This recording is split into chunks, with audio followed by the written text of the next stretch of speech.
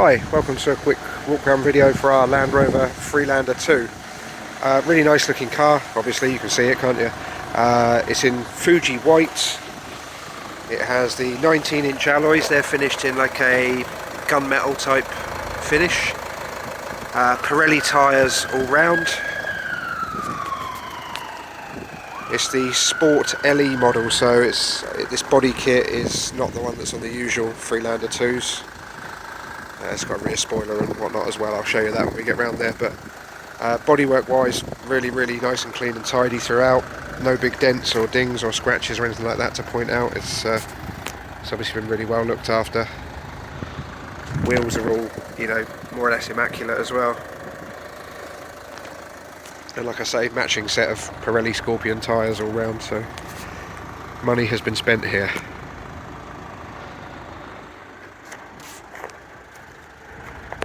There's that rear spoiler that I was talking about, that's part of the Sport LE body kit as well. Rear parking sensors down there.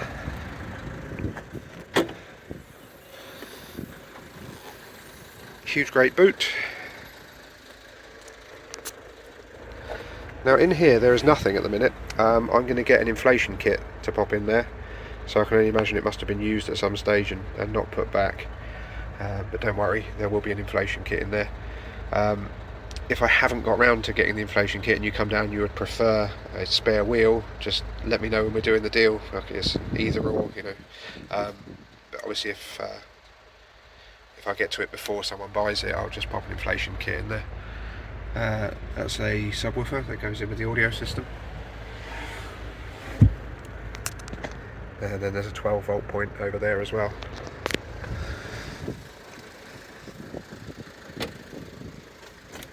Just close that properly.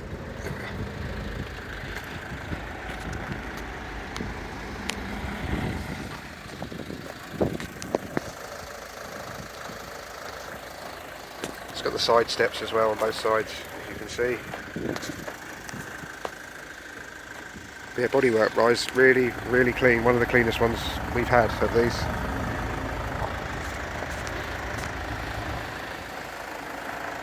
It's got the contrasting black grille, and you probably spotted them there, the side vents as well in the gloss black.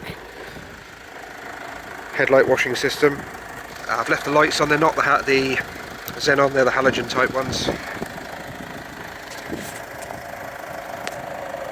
And you've got the front parking sensors down there as well.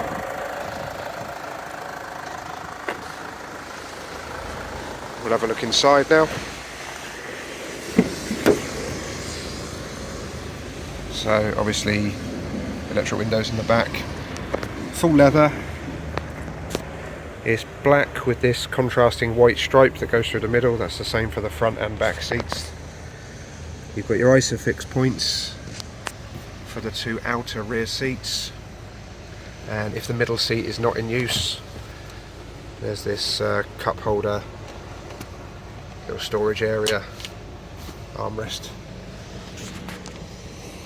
You've got some additional airbags up there as well, and while I'm here from this angle, you've got some airbags on the side of the front seats as well. Magazine holders for the rear, and there's an auxiliary point there as well, and a 12-volt point that's accessible from the rear, along with a couple of little storage cubby holes. The light shining right on the lens of my camera, there they are. That's a bit of a better look.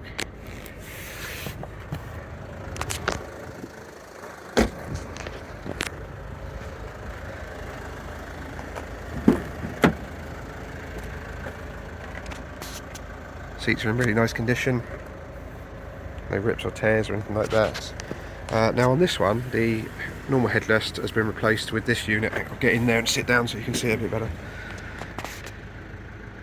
This obviously isn't standard equipment, so I can't, it powers up, you click open like that, and that's where you then put a disc in. It's a Sony disc drive. I've got no reason to believe it doesn't work, but I don't have a DVD here or an SD card or anything to test it, so take this as a bonus if it's fully operational, but I couldn't vouch for this because it's not original Land Rover equipment. There is a couple of remotes for it in the glove box. One of them had batteries in, and it does power on and power off the unit, so it's all looking good, but like I say, I can't vouch for it 100%. There's a USB input on it there as well. You can unroll this and zip it up so it just looks like a normal headrest, but I've left it like that just so you can see exactly what it's got.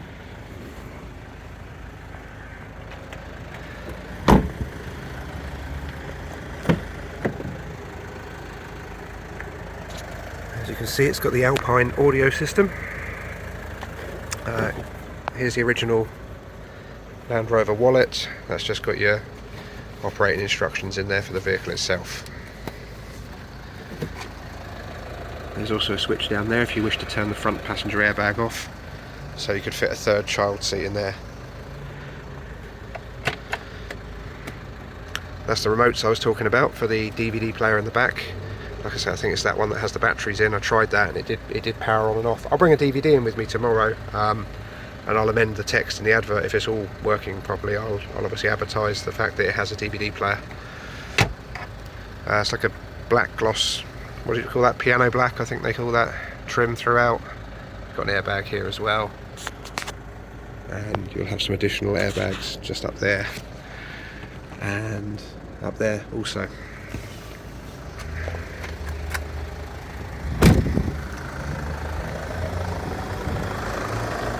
Head round and get into the driver's seat now, and we can have a look at the controls there.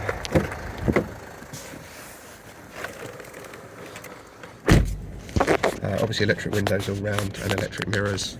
These are the power folding type. You hold the two buttons down at once to fold them in, let go of them, and then again to fold them out. They do automatically fold in and fold out when you lock and unlock the car as well. There's your lighting controls down there, so it's auto light. You've also got auto wipers. These are indicators. Getting nice and close to the mileage there so you can see it. 102,560 on this one. There's your stop start button for the engine. It's got two keys, both original Land Rover ones. Right, so this again is not a standard item. It seems to be running off an Android system. If I go here, so it's a bit difficult to focus on here. So for the nav, it's using Google Maps. Now I assume, I don't have this sort of system myself, so I don't know. I assume it needs an internet connection of some sort, so it would perhaps hotspot from your mobile phone to get an internet connection.